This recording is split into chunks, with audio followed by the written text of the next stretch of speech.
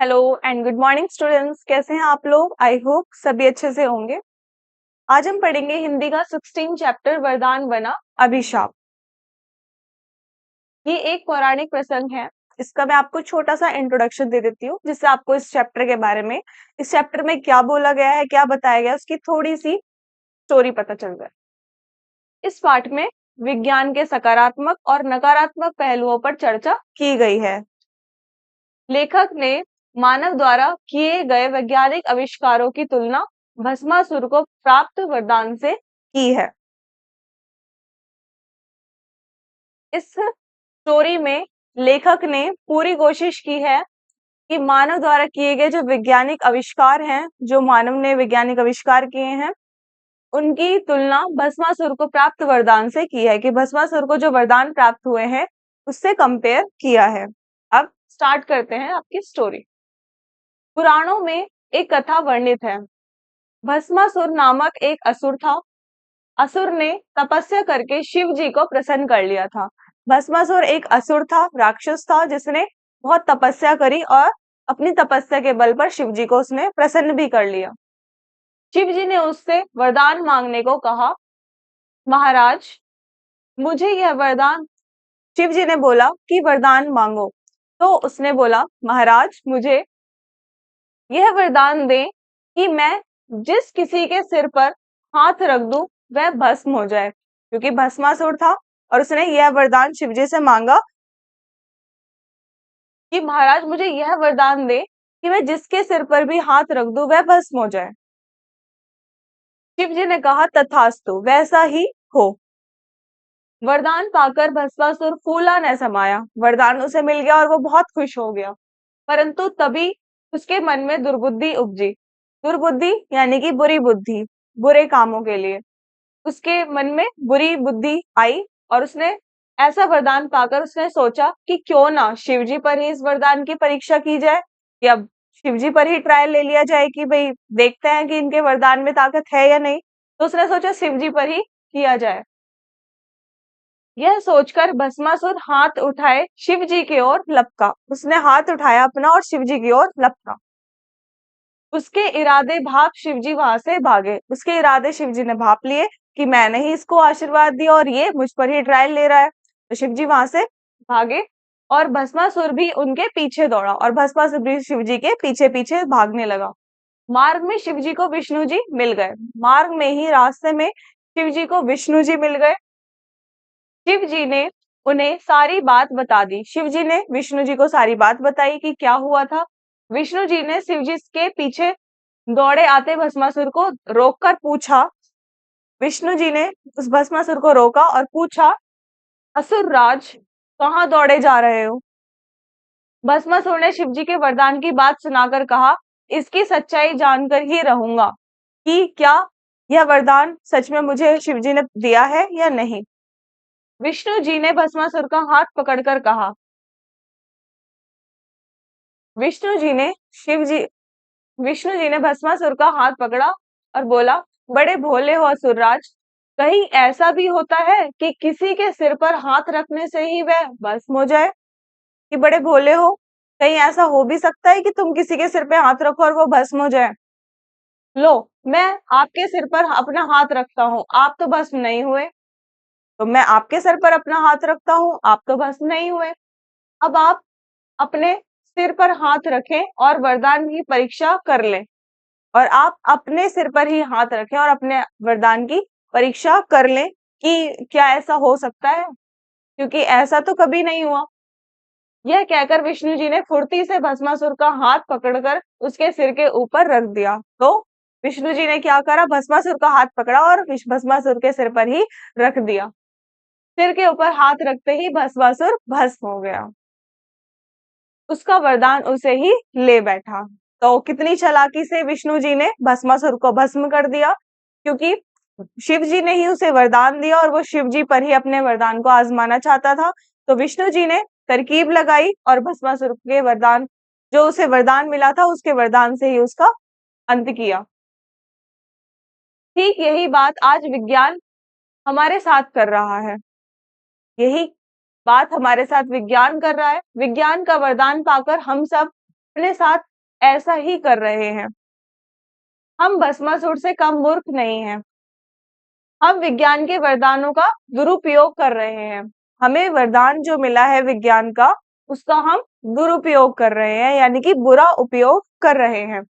हम स्वयं अपने पैरों पर कुल्हाड़ी मारने का काम भी कर रहे हैं। हम अपने पैर पर स्वयं कुल्हाड़ी मार रहे हैं। जैसे आप इस वाली पिक्चर को देखिए, इसमें है, प्यारे नन्हे मित्रों, विज्ञान की निरंतर प्रगति का सर्वाधिक प्रभाव प्रकृति पर भी पड़ा है। सेकंड पिक्चर देखिए आप, जरा सोचो, ऐसा ही हो रहा है, ऐसा ही रहा तो हमें एक दिन सांस लेने के लिए किसकी जरूरत पड़ेगी? ऑक्सीजन सिलेंडर की भी नीड होगी, साथ में रखना पड़ेगा।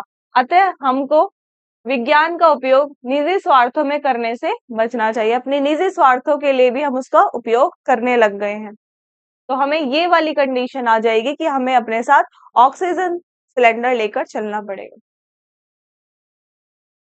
अब विज्ञान क्या है? विज्ञान ऐसा विशेष ज्ञान है, विज्ञान के नाम में ही आपको ज्ञान दिखाई दे रहा है, तो विज्ञान एक ऐसा ज्ञान है जिसके बल पर मानव प्रकृति के रहस्यों को खोज खोज कर उनकी सहायता से प्रकृति के छुपे हुए रहस्यों को खोजता है और उसी की सहायता से मनुष्य मात्र की सुख सुविधा के साधन जुटा सकता है। मनुष्य के लिए उसकी सुख सुविधा के जो साधन होते हैं उन्हें एकत्र कर सकता है। उदाहरण के लिए, जैसे कोयले के रूप में धरती के नीचे छिपी अपार ऊर्जा राशि को प्राप्त कर मानव ने उससे रेलगाड़ियां चलाई हैं।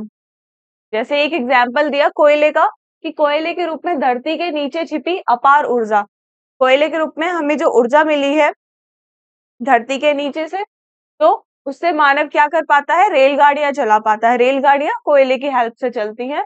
इससे आने जाने में क्या हो जाती है? हमें सुविधा हो जाती है। अदरवाइज अगर हम पैदल चलेंगे तो काफी टाइम लग जाएगा। इससे हमारी टाइम की भी बचत हो जाती है और हमारी एनर्जी भी वेस्ट नहीं होती। आने जाने में सुविधा हुई, समय की बचत हुई और कोयले से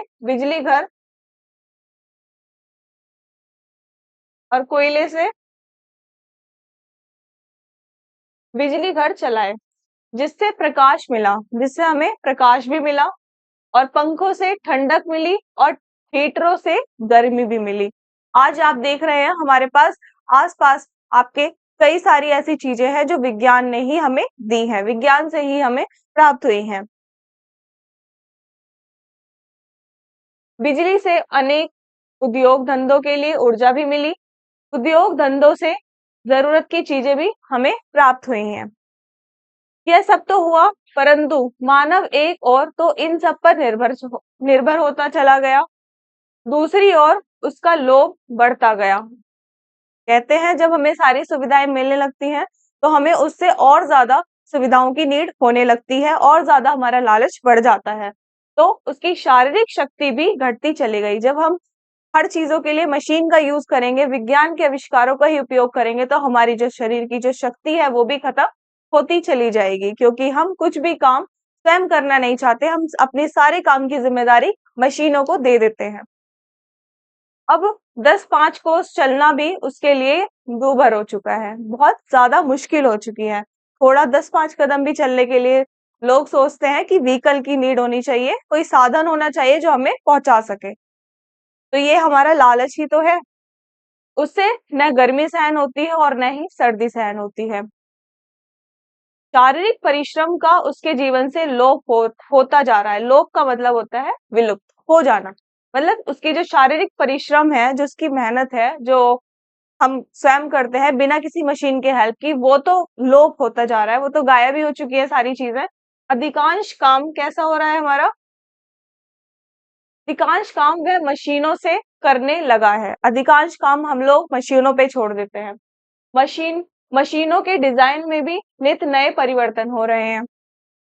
अब वह पुराने को छोड़ नए के पीछे दौड़ता है, उसके लिए साधन जुटाता है और इन सब में उसका बौद्धिक व्यायाम बढ़ गया है। और इन सब में उसका बौद्धिक व्यायाम बढ़ गया है, यानी कि उसके सोचने की क्षमता बढ़ गई है। बाकी जो उसकी फिजिकल एक्सरसाइज है वो नहीं हो पाती है। बौद्धिक व्यायाम ने उसके मस्तिष्क में तनाव भी पैदा कर दिया है। जब सारी चीजें आप मशीन पर डाल देंगे तो इससे आपका बौद्धिक व्यायाम बढ़ेगा और उससे मस्तिष्क में भी आपके तनाव पैदा हो जाएगा। तनाव ने उसे तरह तरह की अनजानी बीमारियों का शिकार भी बना दिया है। जब आप स्ट्रेस में रहेंगे, टेंशन में रहेंगे, तो उससे आप बीमार भी पड़ेंगे, तो बीमारियों का भी शिकार बना दिया है। विज्ञान ने मानव समाज में दो वर्ग उत्पन्न कर दिए हैं। अब विज्ञान ने दो वर्ग उत्पन्न किए, और कौन कौन से वर्ग उत्पन्न किए हैं? एक के पास आवश्यकता से अधिक धन और सुख सुविधाएं हैं। एक के पास तो आवश्यकता जितनी उसको नीड है उससे ज्यादा उसके पास सुख सुविधाएं और धन है। वह और अधिक संग्रह करना चाहता है, लेकिन वह उसके लिए काफी नहीं है, उसे और ज्यादा संग्रह करना चाहता है। दूसरे के पास इतना भी नहीं है कि वह न्यूनतम आवश्यकताओं को भी पूरा कर सके, और दूसरा वर्ग ऐसा है कि उसके पास इतना भी नहीं है कि वो अपनी जरूरत की चीज को भी इकट्ठा कर सके। वर्ग भेद की यह खाई दिनों दिन बढ़ती जा रही है। जो ये वर्ग भेद है, दोनों में जो ये डिफरेंस है, ये दिनों दिन बढ़ता जा रहा है। पहला वर्ग दूसरे वर्ग का कसकर शोषण कर रहा है। पहला वर्ग जो है वो जो दूसरे वर्ग है, जो कमजोर वर्ग है, उनका शोषण कर रहा है, उनसे पैसे ले रहा है, क्योंकि उन्हें नीड है और उनके पास पैसे नहीं है, तो उन्हें वो सामान खरीदते हैं फर्स्ट वाले वर्ग से, और जो पहला वर्ग है वो उनसे अधिक वर्ग में, जैसे अधिक पैसों में उनसे सामान लेगा या कुछ भी उसे सामान देगा, तो पहला वर्ग इसका शोषण कर रहा है दूसरे वर्ग का पूरी तरह से।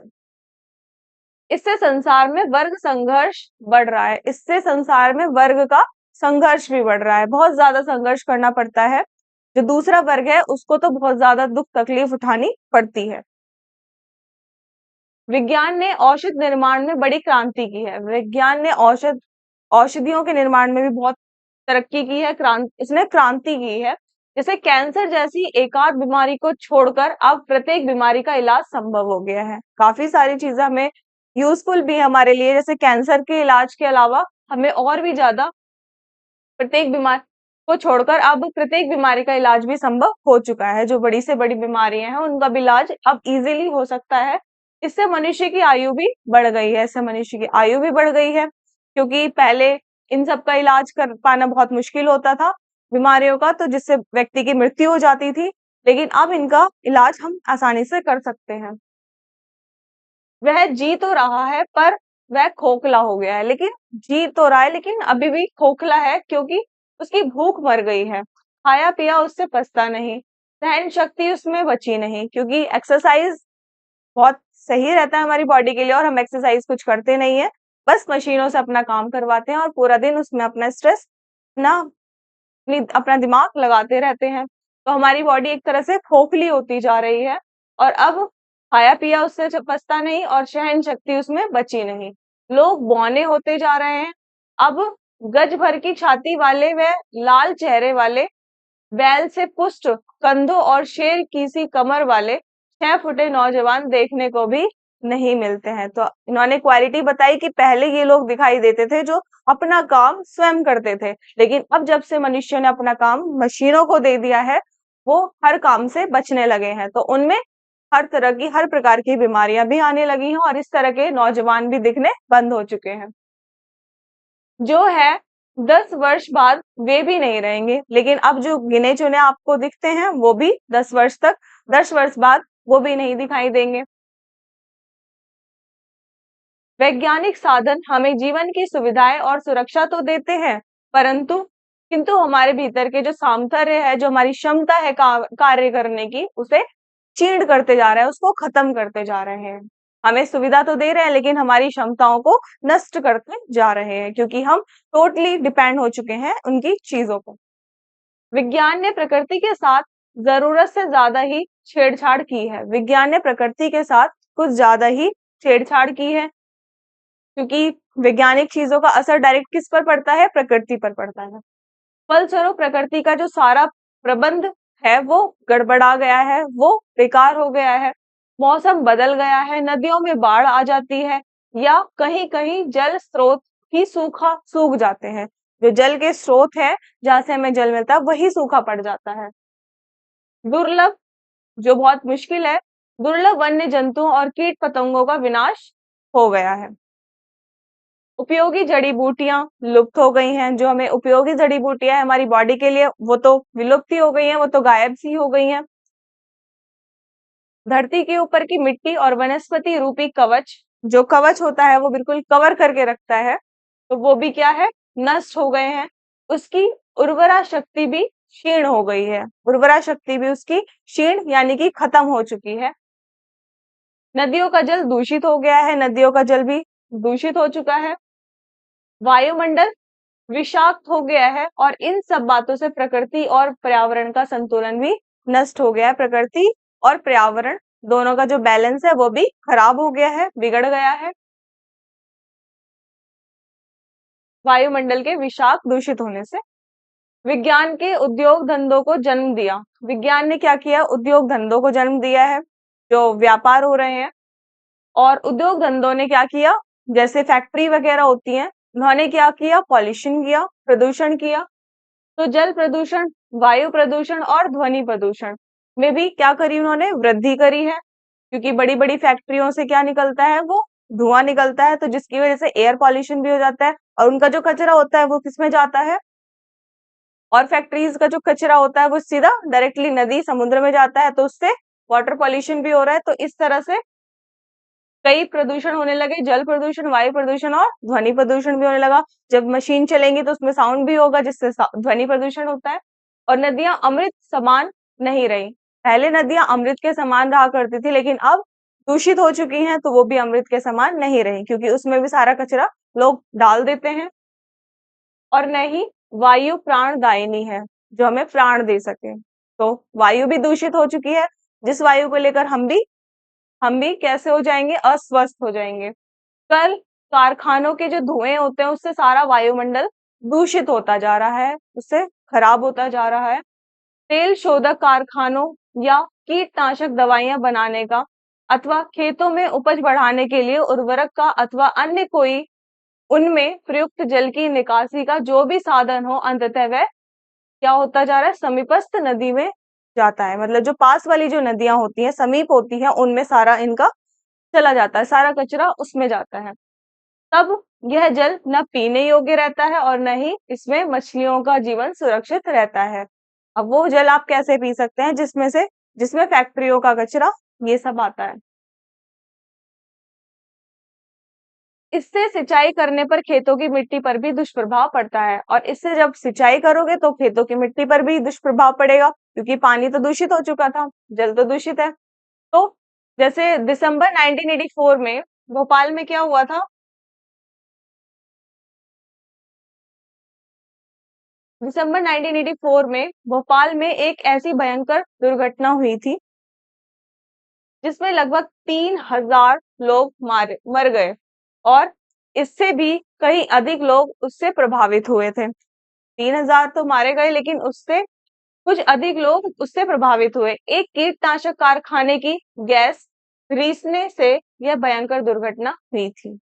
में गैस लीक हो रही थी, रीस रही थी, जिससे क्या हुआ, ये भयंकर दुर्घटना आपकी हुई वहां। सन 1987 में रूस में भी क्या हुआ था, चेरनोबिल नामक स्थान पर परमाणु संस्थान में एक भयंकर तम दुर्घटना होते होते भी बची। यदि इस पर समय रहते काबू न पाया जाता तो रूस सहित सारे यूरोप की खैर नहीं थी। रूस के साथ साथ सारा यूरोप भी नष्ट हो सकता था। कीटनाशक दवाओं के तथा उर्वरकों के निरंतर प्रयोग से अमेरिका की लगभग 1/3 भूमि बंजर हो चुकी है। आप देखिए, अमेरिका सबसे टॉप नंबर पर आता है हमारा, लेकिन उसकी भी भूमि 1/3 बंजर हो चुकी है। किसकी वजह से, कीटनाशक दवाओं के तथा उर्वरकों के निरंतर प्रयोग से, निरंतर यूज से, अथवा उसकी उत्पादन क्षमता बहुत कम हो गई है। वैज्ञानिक साधनों के बल पर भूमि से चार चार फसलें लेने का यह दुष्परिणाम है।